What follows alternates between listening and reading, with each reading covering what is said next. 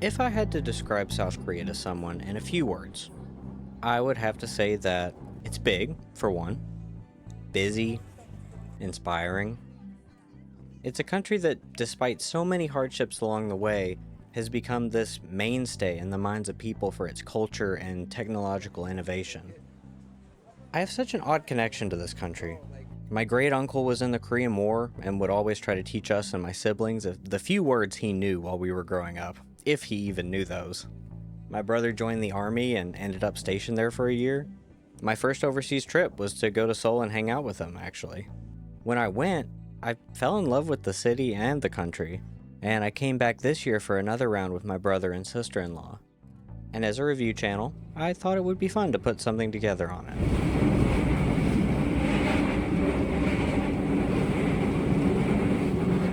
Seoul has been a shock to me both times that I've visited. It's hard to fully grasp just how big it is. Just to give an idea of the size difference I'm coming from here, the closest city in size I've visited is Nashville. Seoul has less than half of the land area that Nashville has, but has about 13 times the people. Streets are busy. Roadways get packed. You see apartment complexes stacked up right next to each other in these massive blocks, with even more being built up. It's incredible what this country has built itself into within 80 years. While you're always deep under the tops of large buildings, Seoul doesn't let you forget that we're still on planet Earth. Plants and trees line the streets and walkways, and there are occasional parks that break up the cityscape, and it's all very well taken care of.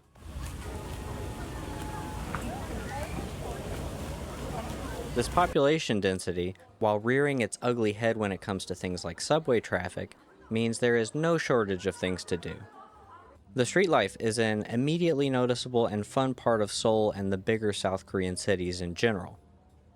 If you walk anywhere in town, you're always walking by stores and restaurants and bars, sometimes stacked right on top of each other, especially in the dedicated shopping areas of town. Be them the large malls or shopping streets the city has, these are fun places that draw the locals and tourists alike. As an American, everything was also priced way better here than in the States. I learned from my first trip and brought an extra bag for luggage this time. There's a meme that asks whether we take advantage of the won or the won takes advantage of us, and I'm afraid it's the second. If you don't want to feel too taken advantage of, you can get a tax return on what you spent during your stay. A lot of places will ask you if you want the form for it when you buy something. I've never taken advantage of it just because I'm already buying stuff at a discount and don't mind spending a little extra to support the country, but it's a really cool gesture. And we need to talk about these massive malls that Seoul has. There's Lotte Mall and the Starfield malls in Seoul and Suwon. The Starfield in Seoul is a massive underground shopping mall, and the Starfield in Suwon is another massive mall that's 8 stories tall. Although the shops only go to about the 5th or 6th floor, Lotte Mall is an 11-story mall. Lotte and Starfield Seoul both have their own aquariums. Aquariums. In a mall. Lotte has a tower that overlooks the city. I was confused on my first trip when I realized there were like 5 Olive Young stores in each mall. But the city is so dense and the mall's so big, it does make sense. Olive Young, if you didn't know, is a huge Korean skincare chain store. There are things that become easily apparent that Koreans care a lot about, one of which is their skin. I noticed on this trip that Korean people cover up a lot. Lawn care workers wear long sleeves, beachgoers wear masks to cover their face, and drivers wear gloves to keep their hands from burning. They have stores like Olive Young that are packed with all kinds of cleansers, oils, moisturizers, you name it, they have it. And the standalone stores are their own little malls, being stories tall. During the day, the shopping streets will be light on people, but as the day goes on and it reaches nighttime, the streets fill up pretty quickly. People shopping at all the little stores, eating at the mini restaurants, or having fun at all the nighttime activities. There are arcades, street performers, bars and lounges. Karaoke bars were always the go-to for nights out with a bunch of people on my trips.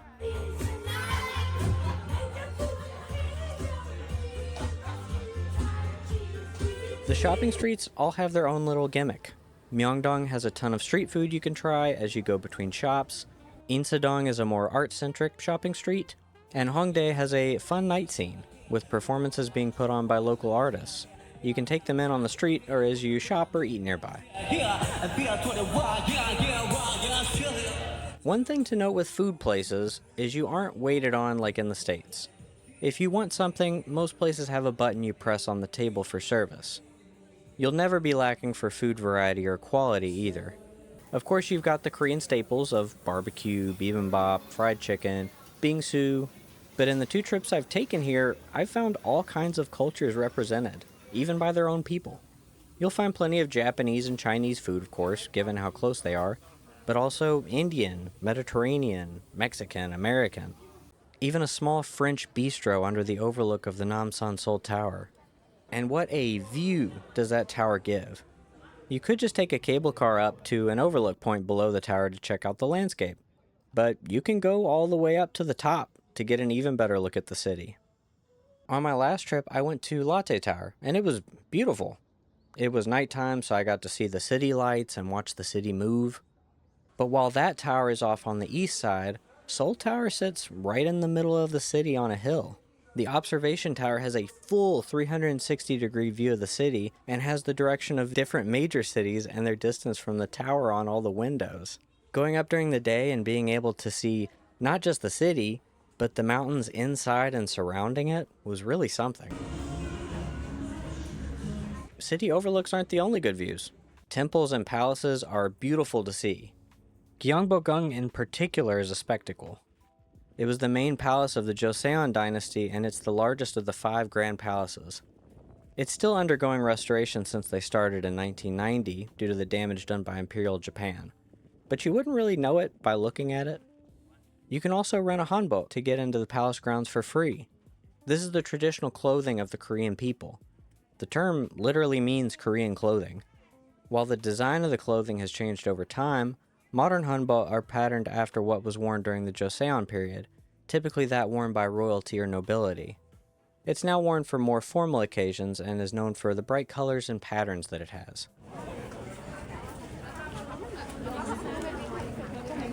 A lot of the history of the country is preserved in these public places. Bukchan Hanok village is another hotspot for tourism. It's a small village of traditional Korean houses that dates back to the Joseon dynasty. It's set up on a hill, so prepare for a small hike. But the view is nice, and if you pay a little extra at the shop up top, you can get into a little cafe with tea.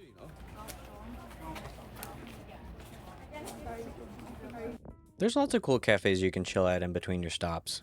A few cool ones we found was one called Cafe Pokpo, which is set up right next to a waterfall. There's actually a hospital nearby that patients will come from to sit and enjoy the view. Another one we found was called Meerkat and Friends. Although they do serve drinks, I'm not sure how many people actually get them. I think everyone really just goes there to pet the animals, and they have a lot. Hence the name, they have meerkats. They also have foxes, little kangaroos, some raccoons, and some different kinds of cats. We actually got to play with the meerkats, who like to dig in your pockets and fight over grapes. We also were used as a stool by the foxes. They wouldn't let you pet them directly, but they'd guide them up into your lap to stand on you. I'm still sad that we didn't get to pet the raccoons, but I did get a really cute video of one refusing to be put down by one of the workers.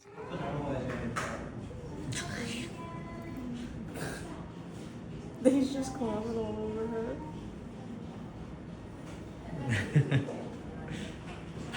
You can also learn a lot about the history of the country through their museums. A few notable ones I visited were the Korean War Memorial Museum and the National History Museum. The Korean National History Museum is the 3rd most visited museum in the world. It's a massive 3-story building with a special exhibit and a side building for another special exhibit. It covers some of the earliest records of the country, showing their progression through the ages and telling the story of pretty constant inner conflicts and external meddling. Korea for a long time has been a country that just wanted to be independent, but surrounding powers haven't always been in agreement with that.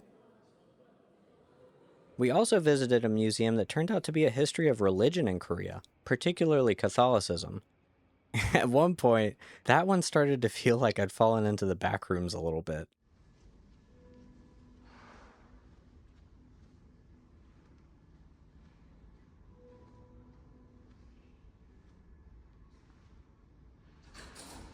You'll want to keep up with your big spots and group close ones together, your temples, museums, and of course gigantic shopping malls. But because of the walkability of the city, you'll be passing by and through many of these locations on your way around. Some of the coolest moments of my trips were stumbling onto things to look at or do, like coming across one of the river walkways, or finding a nice Korean barbecue spot tucked away in an alley. I only passed by the river walkway last time I came, so I really wanted to go walk it this time. We just so happened to come when someone was out playing saxophone. A whole bunch of people were gathered and sitting on the edge of the water with their feet in the stream, just listening and hanging out. I have no idea if this is a regular thing or if it's something that we just happened to catch that night. Things like this just remind you that Seoul is such a big city, and the city is always moving. Sometimes it makes you stop and think about how no one here knows you, and they likely never will. I could probably live here my whole life and never do everything or even just see everyone. And even if it was possible, things change so much there's always more to do. It really makes you aware of how small your existence is. There's a lot of humility and excitement in that. It makes you want to push yourself more and have more experiences because you feel like you're missing out on things otherwise.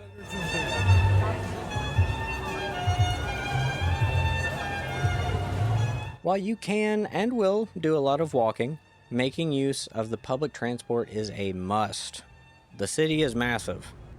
The subway is very inexpensive and efficient and has a lot of little shops throughout it. Multiple lines run through the city, and if navigating completely by signs feels overwhelming, apps like Naver will be a very convenient best friend. There's also taxi services or Uber for more direct point-to-point travel. I've found that riding in Korean Ubers or buses is very useful in the directness of the trip, but they can be sickening because of the erratic driving. Due to the use of the subway and the mountainous terrain of the country, you won't go far without seeing stairs, oh hey, and more stairs. I could make an entire video covering all the stairs of Seoul and South Korea. If I were to give advice to someone about to come here, I would say to get familiar with the Stairmaster machine. Last year I came during winter, so the long walks only hurt my feet. Coming during the summer this year was particularly brutal. The region gets pretty hot and humid, so if you're anything like me, you'll get sweaty and sticky easily. While the subway station itself wasn't very cool, I was happy that in the crowded subway train they had good AC. I hated that they were so heated during the winter, but I'll take the over-ACing in the summer. And as you make your travels, you will be confronted at all times with K-pop and convenience stores. There are idol stores and posters all over the city. There are even special ads being run in the subways celebrating different idols' birthdays. The people love their idols. Convenience stores are also a huge attraction in places like South Korea and Japan. GS25s, 7-Elevens, E-Marts, and CUs are aplenty. They've all got lots of fun snacks and ready-to-eat meals for the taking, but I fell in love with the coffee. They have pouches of coffee, juice, or tea that you can put in an ice cup. I know most people go for the banana milk to mix with the coffee, but I liked mixing the hazelnut coffee with strawberry milk. I even tried to make a little video of me putting one together, but it kind of fell apart when I couldn't get something open. This coffee will lead to bathroom breaks, which in my experience are the cleanest bathrooms ever. The urinal bowls are deep, so I never suffered any serious splashback damage from them, and some of them also come with really amazing views.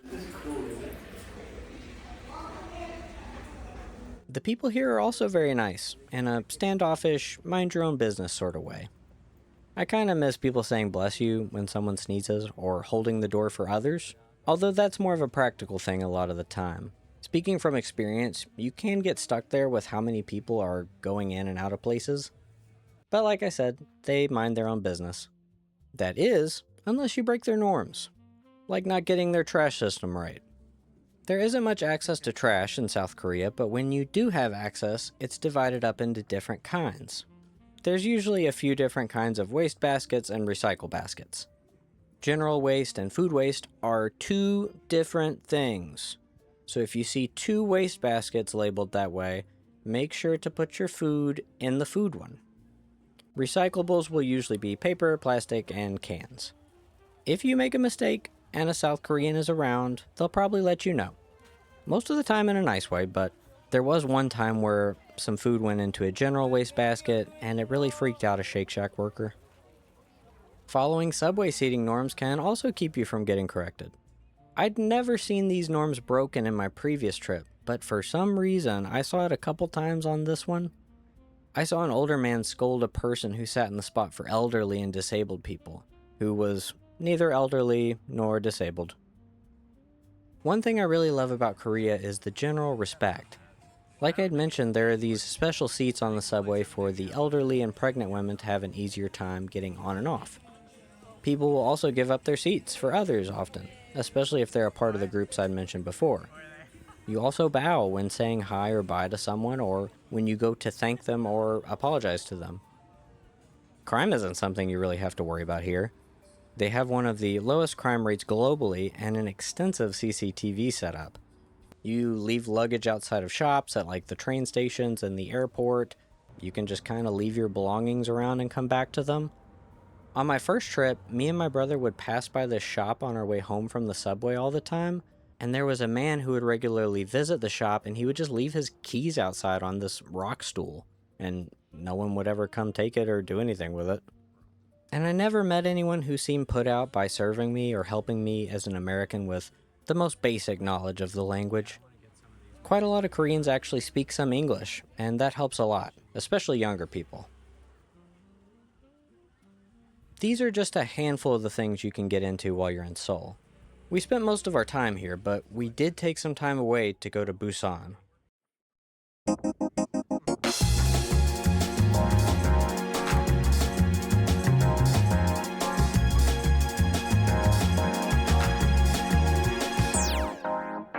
Busan was our mid-vacation getaway.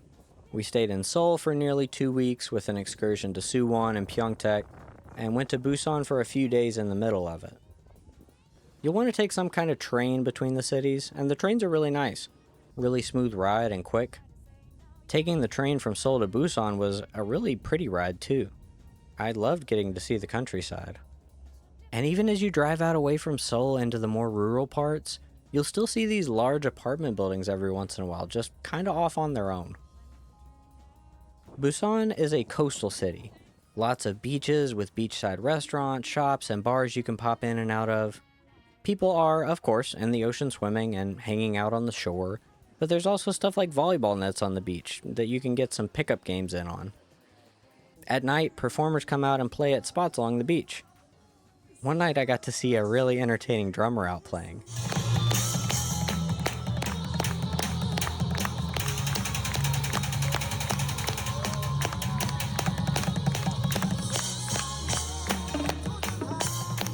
But there's more than just the beach here. There's this thing we bought called the 48-hour Busan Pass that gives you access to a bunch of attractions within that time frame. Make sure you pack your passport when you make your train ride if you're interested though. I left mine back in Seoul and had to call some people to find my passport card back home in the States so that I could use a picture of that to get my pass. Otherwise I would have been in for another 6 hours on a train to go back and forth. With the Busan Pass, there's lots of stuff to do.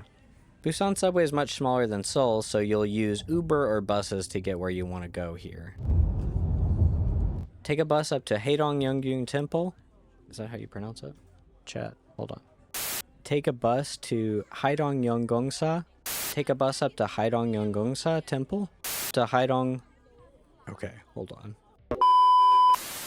Take a bus up to Haedong Temple, one of the few seaside temples in Korea, and write a wish to hang up on the grounds. Right after that, you can go down the road a little and do some zip lines, go kart racing, or take a trip to Latte World Busan. After seeing all the Vietnam Mario Kart memes, we knew we had to do kart racing.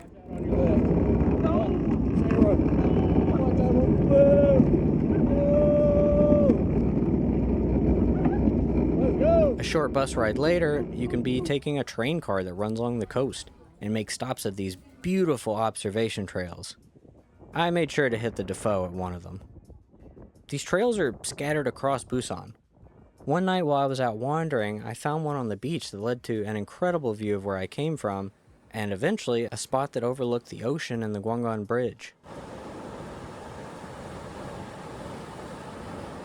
That was all on the north side though.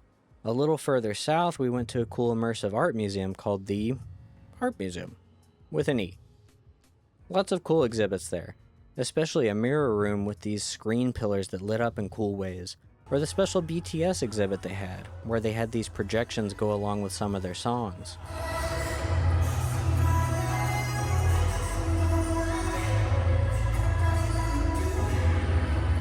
Oh, and a tornado room, where I also hit the Defoe. From there, you can go east a little bit and end up doing the Songdo cable cars that go out over the ocean and take you up to a park on the other side. From that park, you're actually able to see Japan a little bit if it's clear out. End your day back on Haeundae Beach and stop in at Busan X the Sky and get a good view of the Busan skyline and beach below. And it's South Korea's second largest city, so while not as dense as Seoul, there's still lots of stuff to come across just wandering the streets. Like I said before, karaoke is a staple here, so of course in Busan we went to a karaoke bar. The difference was this time we sang in the public room with a bunch of Korean people. It was absolutely the highlight of the trip. People who normally would have kept to themselves were now cheering us on, dancing with us, and asking us to sing songs with them. And of course we were doing the same with them. When people would ask me what my favorite part of the first trip was, I would always tell them it was just existing around the people. I think getting to be a part of it for a little bit was better. My only complaint about Busan is that we didn't have more time here.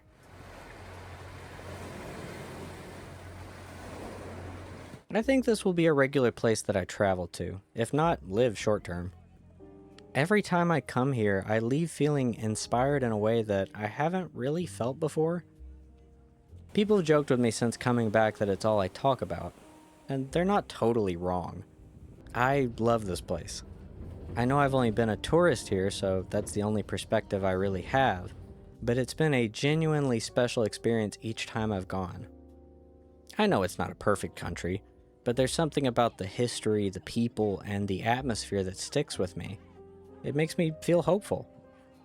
All it takes is seeing a picture or hearing a familiar sound, and I'm right back in those moments.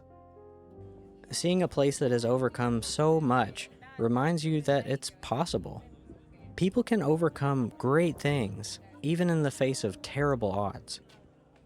And if a place can make you feel a little more curious, or a little more adventurous, or just a little more optimistic about the world, I'd say that's a trip worth taking.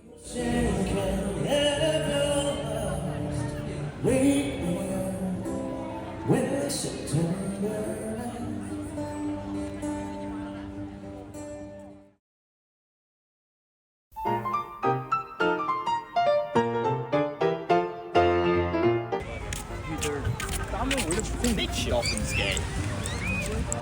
Don't like this. Look, safety net, safety net. Safety net, if lose phone, it's okay. If fall, die. Yeah, I haven't seen any of the roller coasters happening. Nah, they might be. I wonder what's going on. Something tells me they're not open. They might be. Maybe nobody want to go. Maybe it's bad. Ride closed. Too many people die. I asked if I was too bad. She said I could have some. No. She said I could. Some, you eat the whole thing. I've been watching this whole time. This looks way too tame. Why is no one dead?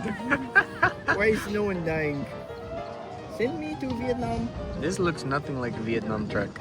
You just said you wanted to get cracked. That's no, absolutely not. You just said that. Computer detect lies. It said lies were detected. So sorry I died. I'm in heaven now. These poor Koreans have no idea what's potato. Look at the skyline. 170 pounds of USA. Pinned his queen to his king with my bishop.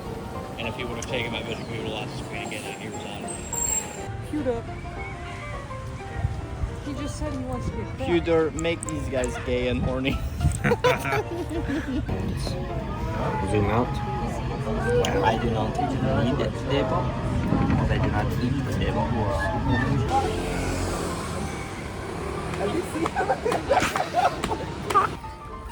The any of the umbrellas. I think that's cheating.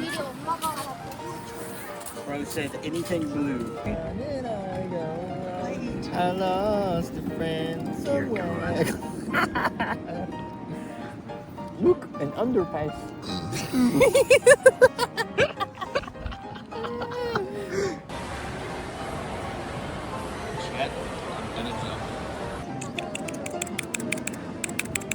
Bro, just Pewter? entering the nuclear codes. T-minus 10 to nuke Israel.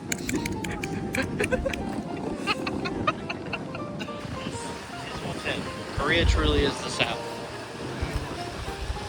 What? It's just instead of a billboard, it's a man carrying them. Where's Netanyahu's mom?